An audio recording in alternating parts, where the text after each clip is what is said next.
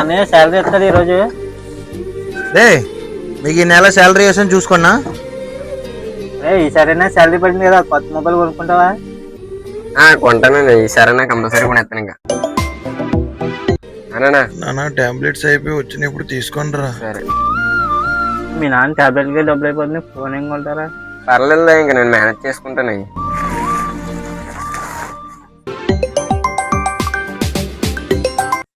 ఆకా hello తమ్ముడు, ఆకా చెప్పు. Hostel fee కావాలరా. ఎంత? 7,500. సరే అయితే కొడతాను చూడైతే. సరే. మరి ఇప్పుడు మొబైల్ ఎలా మేనేజ్ చేస్తావు? మన మిడిల్ క్లాస్ లైఫ్ ఇంకా అంతే. ఇంకా మనకి కోరికలు పుట్టక ముందే చచ్చిపోతాయి.